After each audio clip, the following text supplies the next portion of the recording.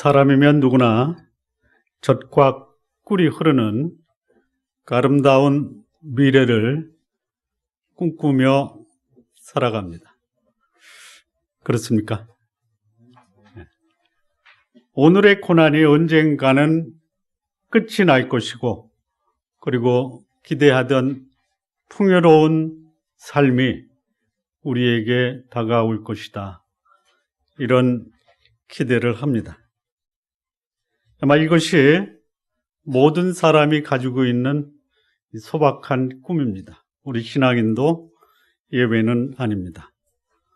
오늘의 좀 부족하고 불완전한 삶이 언젠가는 풍성하고 이 성숙한 그 열매가 너에게도 맺힐 것을 기대하면서 오늘을 살아가고 계십니다. 우리 성도님들 그렇게 살아가시죠? 네. 신앙인이라면 내일은 풍요로울 것이다. 그리고 나에게도 아름다운 미래가 다가올 것이다. 그래서 오늘 나에게 주어진 삶이 곤고하더라도 이 삶을 버티고 견디고 그리고 극복하면서 살아갑니다. 내일이 없다. 어떻게 하시겠습니까? 이 내일이라는 것이 오늘보다 나쁜 내일이 아니고요. 오늘을 극복하고 약속과 축복이 기다리고 있는 내일이 없다. 어떻게 사시겠습니까? 안 살고 말죠. 살아도 오늘보다 전혀 나을 것이 없다. 미래가. 오늘 사는 것도 힘드는데 살아봤자 더 힘들다. 어떻게 하시겠습니까? 그래도 목숨이 살아있으니 살아가자 이렇게 그냥 살아가십니까? 아니면 내일이 오늘보다 못하다. 그럼 살아갈 낙이 없죠. 이런 말씀 드려야 되는지 모르는데 만약에 여러분의 삶이 내일이 오늘보다 못하다. 그러면 이렇게 기도하십시오. 하나님 그냥 여기까지 하시죠. 그게 차라리 낫지 않습니까? 전혀 반응이 없으시죠. 네. 내일이 없는 오늘은 그게 지옥이죠, 뭐. 네. 지옥은 어떤 곳이냐면 희망이 없는 곳입니다. 근데 오늘의 삶 속에서 내일의 희망이 없다. 그럼 그게 지옥이지 뭡니까? 그런데 오늘 삶이 지옥 같아도 내일이라는 희망이 나에게 있다. 그러면 이 지옥 같은 오늘도 천국처럼 살아갈 수 있으시죠? 그렇게 사시기 바랍니다. 우리 그렇게 사는 거예요. 하나님의 백성의 삶이 그렇게 만만하지가 않습니다. 그러나 우리가 기대할 수 있는 내일이 있기 때문에 오늘의 고통 속에서도 다가올 이 영광스러운 미래를 기대하고 살아가는 것이에요. 말씀은 이렇게 말씀하십니다. 현재의 고난이 장차 나타날 영광과 좋게 비교할 수가 없다. 자, 이 모세, 이 광야 생활을 40년을 합니다. 그리고 지금 이 시기, 민수기 20장은 곧 이스라엘 백성이 모압 땅을 거쳐서 아모리 땅을 지나 바로 가나안 접경인 요단강을 가는 그 시점에 나와 있어요. 지금 여기는 어디냐면 한 1년 한 3개월 후에 출애굽해서 1년 3개월 후에 가데스 바네아 가나안 접경에 이르렀던 그 시점이 바로 여기입니다. 40년 동안 헤매고 다시 모여진 곳이 가데스 바네아예요. 거기입니다. 거기가. 그러니까 40년을 헤맨 거예요. 40년. 네.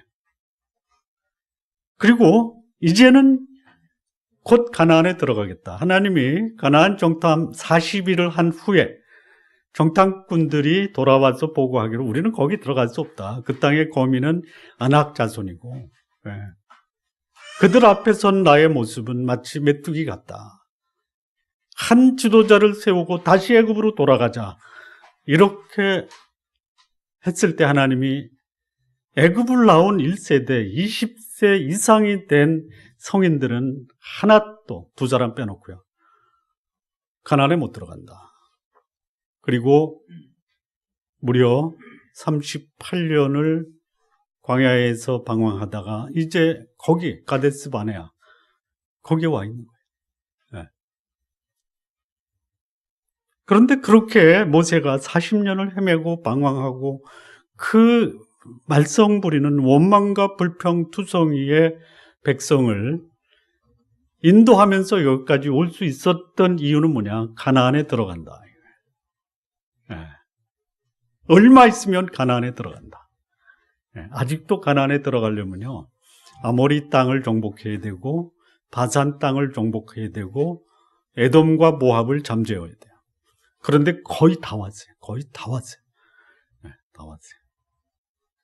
그런데 그 시점에, 가나안을 눈앞에 두고 있는 그 시점에 하나님이 너는 가나안에 못 들어간다, 이렇게 말씀하시는 거예요. 네. 우리가 아까 읽었던 12절 말씀에 이 총회를 너희는 내가 약속한 땅으로 인도하여 드리지 못하리라, 이렇게 하나님이 말씀합니다. 여러분, 지금까지 살아온 삶도 그야말로 힘들게 살아왔는데 하나님이 약속하신 이 축복의 삶, 이 삶을 눈앞에 두고 너는 안 돼, 이렇게 말씀을 하시면 여러분 어떻게 반응하시겠습니까? 어떻게 하시겠습니까? 생각 안 해보셨어요? 뭐 지금까지도 견뎠는데 뭐 이대로 살다가 부르시면 가지, 이렇게 생각하시겠습니까? 예? 아니, 질문 드리고 있잖아요. 어떻게 하시겠어요? 하셔야 될 거 아니에요. 아니, 하나님, 제가 이렇게까지 고생했는데 이 고생만 하다 제 인생 마감하고 여기서 저를 부르시겠습니까? 라고 하나님을 향해서 하소연해도 하셔야 될 거 아니에요. 네. 그런데요, 여러분 오해하지 마십시오. 하나님이 모세로 하여금 가나안에 못 들어가게 하신 겁니까? 아니면 모세가 가나안에 들어가지 못할 만한, 그럴 만한 이유가 있기 때문에 못 들어간 겁니까? 못 들어가게 하신 거예요? 들어가지 못할 만한 뭔가 그 이유가 모세에게 있는 거예요? 모세에게 있습니까? 있어요? 여러분, 지금 내 삶이 곤고하더라도 하나님이 약속하신 것을 믿고 그 약속의 땅에 들어갈 수 있겠다라는 그 소망이 있으면 오늘의 삶을 극복하고 들어갈 수 있겠죠. 예. 그런데 죽을 똥살똥하면서 여기까지 왔는데 마지막에 잘못한 거예요. 마지막에. 여러분, 그 비행기가 이륙하기 5분과 이륙하기 전, 착륙하기 전 5분이 중요한 거예요. 예. 마지막까지 잘 왔는데 마지막 이 순간에 결정적인 실수가, 그렇게도 소망했던 그 복된 삶을 놓쳐버릴 수 있다는 거예요. 성도들, 그러지 마십시오. 예. 그러지 마십시오. 예. 너무 아깝잖아요. 미디안 광야에서 모세를 부르셨어요. 그리고 내 백성을 인도하라. 그리고 내 백성을 인도해서 약속의 땅 가나안 땅에 들어가라라고 말씀하셨어요, 하나님이. 예. 그런데 이 마지막 순간에 이게 뭐예요? 마지막 순간에 하나님이 너 못 들어가, 이렇게 말씀하시는 거예요. 예. 도대체 무슨 일이 있었길래 하나님이 모세로 하여금 그렇게 소망하고 기대했던 가나안 땅에 들어가지 못하게 하셨을까? 궁금하십니까? 우리가 읽었던 이 민수기 20장을 통해서 그 이유를 찾지 못하셨습니까? 대충 찾으셨죠? 대충. 세 가지가 나오거든요. 한번 좀 보겠습니다. 첫 번째입니다. 10절 말씀 보시죠. 10절. 모세와 아론이 총회를 그 반석 앞에 모으고 모세가 그들에게 이르되 패역한 너희여 들으라. 우리가 너희를 위하여 이 반석에서 물을 내려 하고, 여기 보면 이 중요한 두 가지 단어가 있는데요. 이 두 가지 단어에서 모세가 가나안에 못 들어간 이유가 있습니다. 첫째는 뭐냐면요, 패역한 너희요. 이스라엘 총회를 모으고 모세가 그들에게 이른 말이 뭐냐, 공개적으로 이스라엘 백성을 향해서 이 패역한 놈들아 이렇게 얘기하는 거예요. 그리고요, 이어서 한 말이 뭐냐면 우리가 너희를 위하여 이 반석에서 물을 내랴. 이 우리라는 것이 누구냐면요, 사실 여기 이 반석에서 물을 내라, 물을 내시는 분은 하나님이에요. 하나님. 그런데 그 하나님이 말씀하신 그 하나님과 같은 그 소위 말하는 동급으로 모세가 자기 자신을 거기다가 끼워 놓는 거예요. 백성들은요, 목마르면 목마르다, 배고프면 배고프다, 힘들면 힘들다 말을 해요. 그렇게 40년 동안 끌고 왔어요. 근데 마지막에 이게 뭡니까? 마지막에 자기 감정을 다스리지 못하고 폭발한 거예요. 이 패역하다라는 것은 뭐냐면요, 네가 나한테 덤벼 이 나쁜 놈들아, 이런 뜻입니다. 지금까지 그래 왔는데, 지금까지 잘 견뎌왔어요. 모세의 이 성품이 어느 성품이냐면 온유한 성품입니다. 어떤 상황에서도 결코 폭발하지 않고 안정된 상태를 유지했던 사람이에요. 모세의 온유함은 세상의 어떤 사람보다 낫다라고 했어요. 그런데 이 마지막 순간에 자기의 분노를 참지 못하고 폭발해버린 거예요. 공개적으로 이스라엘 백성을 향해서 이 사람 같지 못한 이 형편없는 놈들아 이렇게 얘기하고 있는 거예요. 패역하다가 뭐 더 이상 살 가치가 없다 이런 소리예요. 이럴 수가 있느냐 이거예요. 시도 때도 없이 하나님 앞에 싸움을 거는 이 형편없는 놈들아 이렇게 욕을 하는 거예요. 그러면서 자기를 하나님과 같은 동급으로 얘기를 하는 거예요. 여러분, 자기 감정을 다스리지 못하면요, 하나님과도 맞먹을 수 있어요.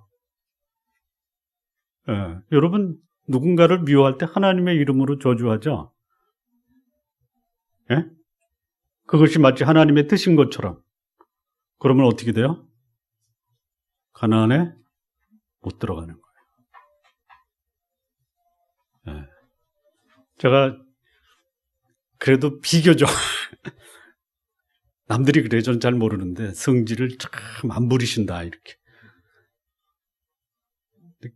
결코 그런 사람이 아닙니다. 저도. 그거를 가장 잘하는 사람은 우리 가족들한테 물어보면 알아요. 한 집에서 같이 사는 가족들한테 물어보면, 야, 네 아빠 성질 안 부리냐? 에이, 무슨 소리야. 강대상에서 보는 우리 아빠와 집에서 보는 우리 아빠는 전혀 달라요. 이렇게 얘기할 겁니다. 그래서 제가 다짐을 했어요. 하나님, 이제부터는 성질 안 부리고 살겠습니다. 맹세는 아니고 다짐입니다. 왜 그런지 아세요? 왜 그런지 아세요? 그 성질 부리면 그 해가 고스란히 나한테 돌아오는 거예요. 내가 지금까지 하나님을 위해서 내 인생을 드리고 살았는데 이 성질 부리기 때문에 하나님이 주신 약속의 삶을 내가 누리지 못한다면 이건 전적으로 내 탓이다. 여러분, 하나님 믿는 사람은 지혜로워야 되는데요. 조금 그 심한 말을 좀 드리겠습니다. 죽소서 누구 주지 말자? 죽소서 개 주지 말자. 지금까지 공들여서 일했는데 하나님의 뜻에 합당한 삶을 살려고 애를 썼는데 마지막 순간에 하나님으로부터 너 가나안에 못 들어가. 이런 얘기 듣지 말자라는 거예요. 무엇이 우리로 하여금 하나님이 주신 약속의 땅, 젖과 꿀이 흐르는 가나안 땅에 못 들어가게 하느냐. 무엇이 그래요? 성질 부리면 그래요. 여러분, 성질 부리면 하나님의 뜻을 함부로 내 뜻으로 바꾸고요, 내 뜻이 하나님의 뜻이라고 주장할 수가 있어요. 예.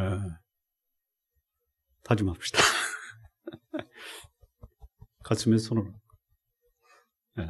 나를 위해서 성질 죽이자. 성질 죽이는 이유는 왜 그래요? 나를 위해서. 그 담임 목사 영육 간의 강건함을 위해서 기도하실 때요, 하나 더 붙이세요. 우리 담임 목사님 성질 죽이고 살도록 기도해 주시기 바랍니다. 안 하실 것 같은데.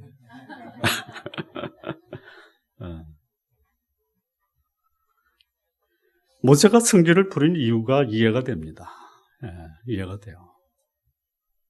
끊임없이 원망과 불평. 그것도 사소한 거거든요. 하기야 뭐 광야에서 사막에서 물 없으면 못 사는.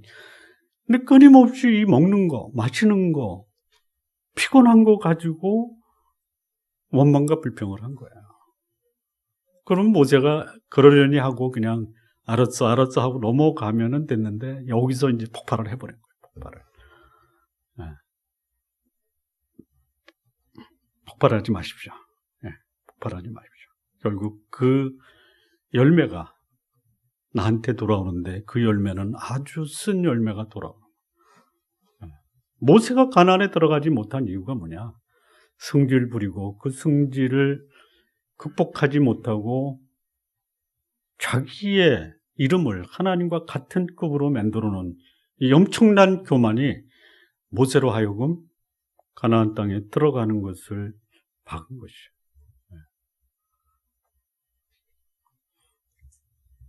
이 영적 지도자의 덕목 중에 가장 중요한 덕목이 뭐냐면 능력이 아닙니다. 지식도 아닙니다. 뭡니까?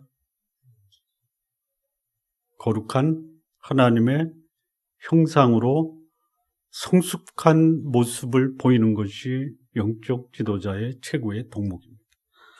디모데후서 2장 24절과 25절을 보면, 주의 종은 마땅히 다투지 아니하고 모든 사람을 대하여 온유하며 가르치기를 잘하며 참으며 거역하는 자를 온유함으로 훈계할지니. 거역하는 자가 있어요. 이럴 때 성질 부리지 말아라.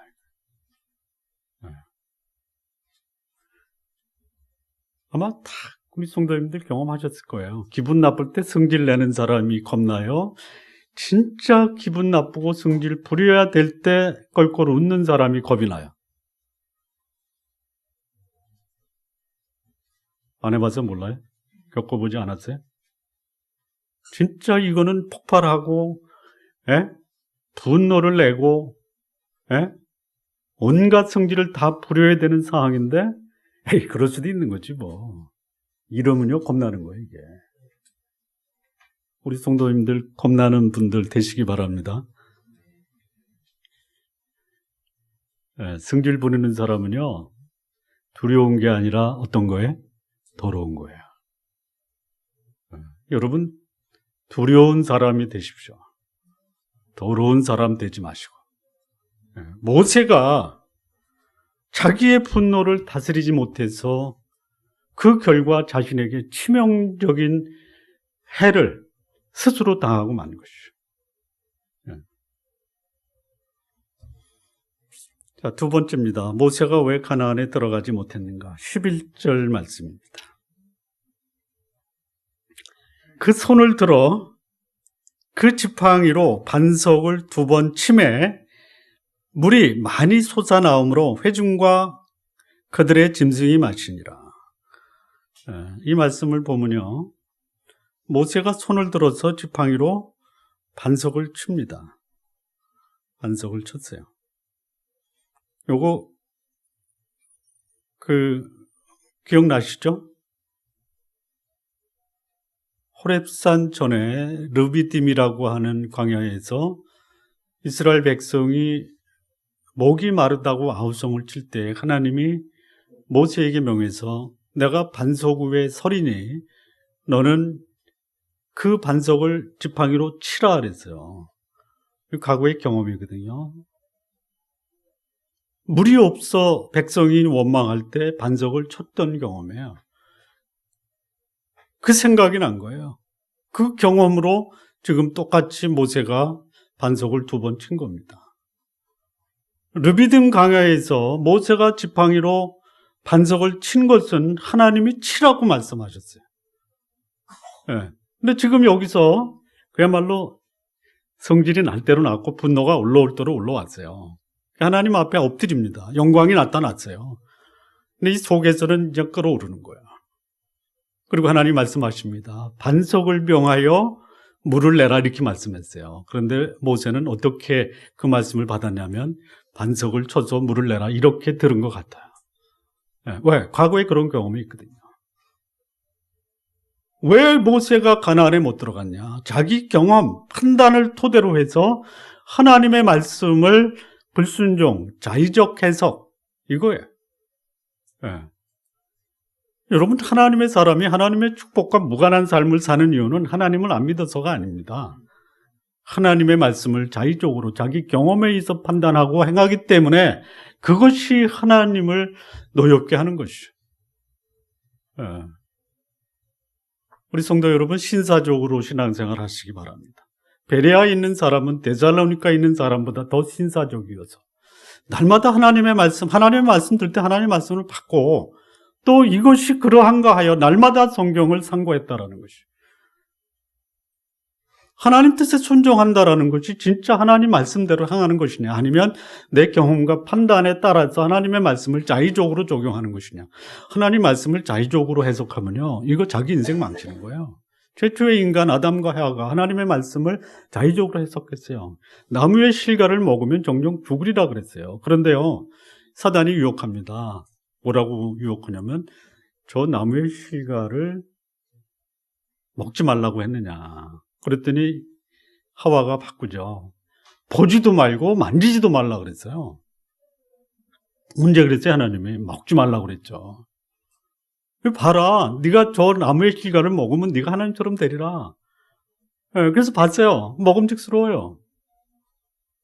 말씀을 자의적으로 판단하면요 하나님과는 전혀 무관하게 그 말씀을 자기를 해치는데 적용할 수 있어요.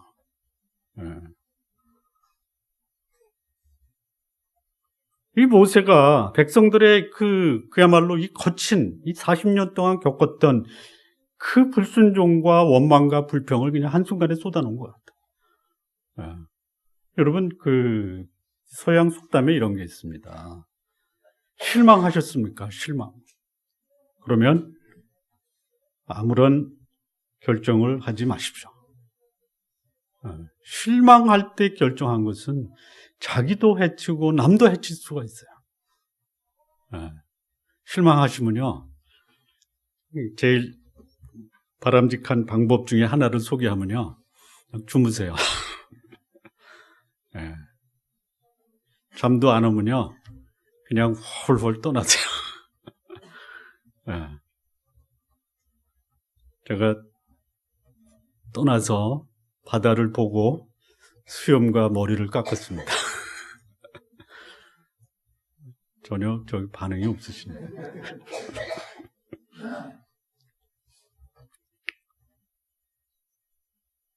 하나님이 말씀하지 않은 것을 자기의 판단대로 행동하다가 가나안에 못 들어간 모세. 이것이 모세에게만 있는 일이냐. 오늘 내 삶이 곤고하고 힘든 것. 거기에는 분명한 이유가 있다 이거예요. 하나님의 말씀에 귀를 기울이지 않고 자신의 경험과 판단에 근거한 행동이 내 미래를 결코 보장해 줄 수가 없다라는 거 기억하시기 바랍니다. 하나님의 백성이든 아니면 하나님의 지도자든 하나님의 말씀에 순종하는 자는 복을 내리시고 하나님 말씀에 불순종하는 자는 그가 누구이든지 상관없이 하나님은 광야에서 그 생애를 마감시킬 수 있다는 거예요. 우리 성도님들 삶이 광야에서 마감하는 삶이 되지 않기를 진심으로 바랍니다.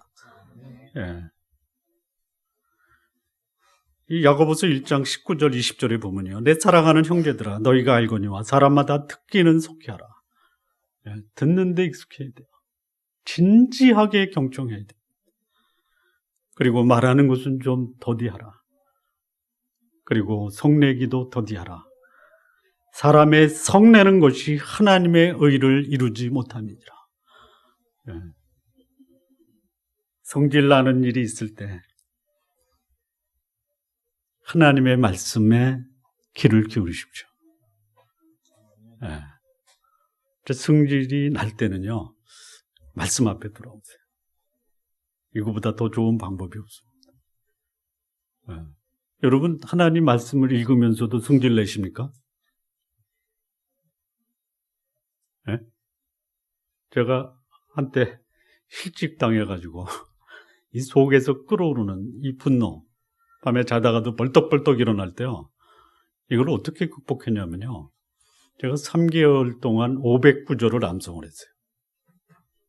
그러니 말씀에 암송하다 보니까 이 끓어오르는 분노가 나올 틈이 없잖아요. 그게 아직도 유효합니다.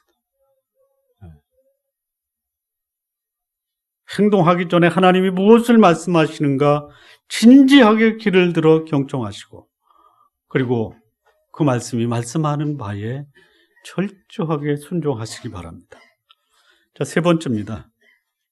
모세가 가나안에 들어가지 못한 이유, 세 번째는 12절 말씀입니다.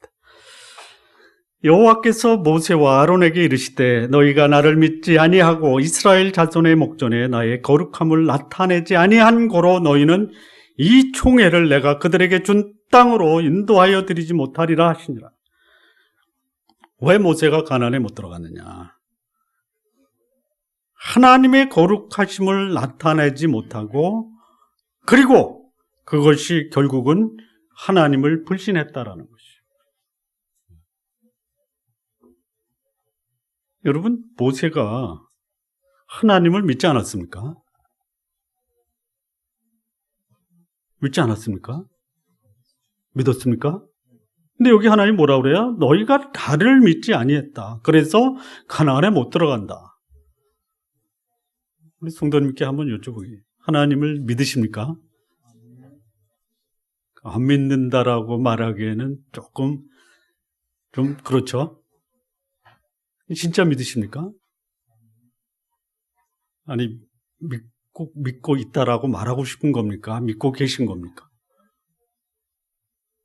여러분, 얼마나 우리가 하나님을 믿고 있다라고 하면서 실상은 하나님을 믿지 못하는 삶을 사느냐 이거예요. 이걸 가리켜 소위 신앙이네 불신앙이라고 하는 거예요.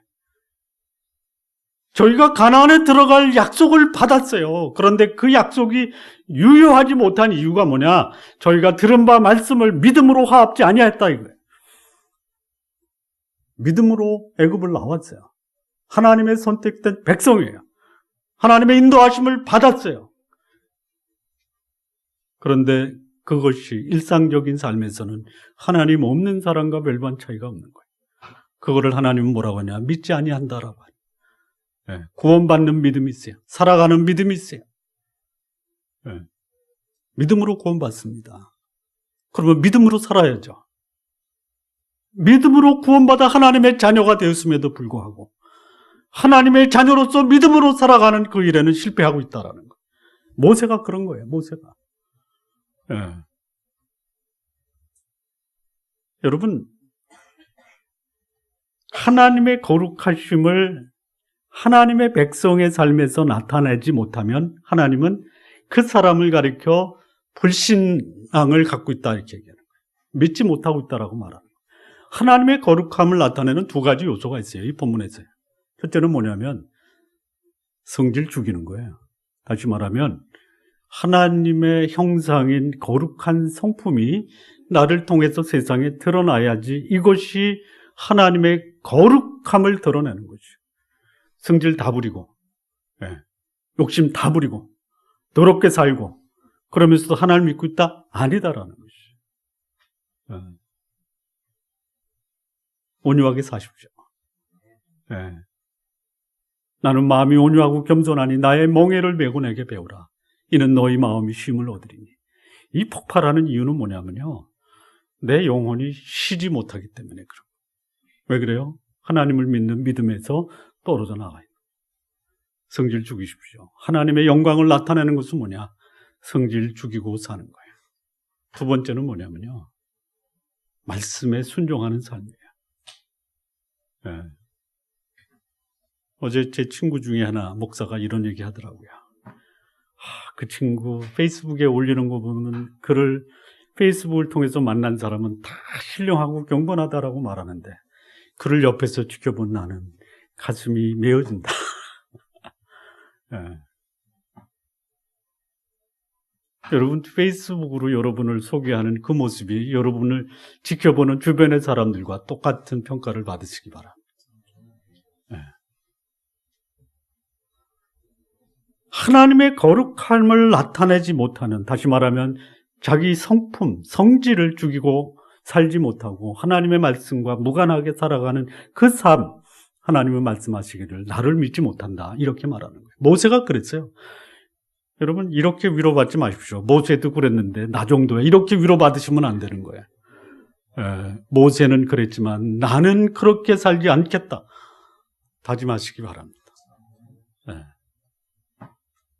성질 다 부리고 기분 나쁜 감정 다 표현하고 그리고 아무것도 없었다. 기대하지 마십시오. 아무것도 없었던 것이 아니에요. 성질 부리고 말씀을 자의적으로 해석하면 하나님을 세상에서 거룩한 분이 아니라 조롱거리로 만드는 거예요. 우리 좋은나무교회 성도 여러분, 하나님을 믿지 못한다라는 것, 자기 감정 다스리지 못하고 하나님의 말씀을 함부로 해석해서 자의적으로 행동하는 것, 혹시라도 내 삶 속에 하나님이 나의 미래에 대해서 내가 기대했던 이 복된 삶을 주지 않으시지는 않을까라는 이 불안한 생각이 있다면 여러분 먼저 여러분의 성품과 하나님의 말씀을 여러분이 어떻게 순종하며 사는지를 점검하시기 바랍니다. 마무리 짓겠습니다. 이 신앙생활은 살아있는 동안 하나님이 주신 이 풍성한 삶을 기대하고 누리는 삶을 사는 것이에요. 오늘의 삶이 힘들고 고달퍼도 하나님이 약속하신 미래를 기대하며 살아가는 것이 오늘 신앙인의 삶입니다. 이런 복된 삶을 살아가야 되는데 이 삶을 누리지 못하고 있다면 내 인생 광야와 같은 고달픈 삶을 살다가 생을 마감하게 되는 이 불행을 겪게 된다는 것이죠. 우리 성도 여러분, 하나님 주신 약속을 누리는 삶, 그 기억하시기 바랍니다. 여러분 감정, 이거 잘 처리하시기 바랍니다. 성질 나는 일이 있을 때 나를 위해서 부리지 마십시오. 내가 성질 부리면 다른 사람도 상처받습니다. 그런데 제일 치명적인 상처는 본인이 받는 거예요. 나를 위해서 부리지 맙시다. 여러분 사랑한다라는 것이 무엇으로 시작하냐면 오래 참음으로 시작을 합니다. 무엇으로 끝나요? 견디는 것으로 끝납니다. 오래 참음으로 시작해서 견디는 것으로 끝나는 것이 하나님의 성품이에요. 그러면 그를 믿는 하나님의 백성들이 하나님을 사랑한다라고 할 때 그가 살아가는 삶의 모습은 오래 참음. 이 오래 참음이 다른 말로 말하면 마음고생 가슴앓이라는 거예요. 그리고 견디는 것으로 마감하는 것. 그것이 복된 삶입니다. 뿐만 아니라 오늘 내가 하나님의 뜻에 순종한다라고 할 때 하나님 말씀이 말씀하는 대로 살아가는 것이에요. 자의적으로 판단해서 내 기준과 내 경험으로 하나님 말씀을 순종하는 것이 아니라 말씀이 말씀하는 대로 순종하는 것이에요. 그래서 무엇인가 행동하기 전에 하나님과 상의하는 것입니다.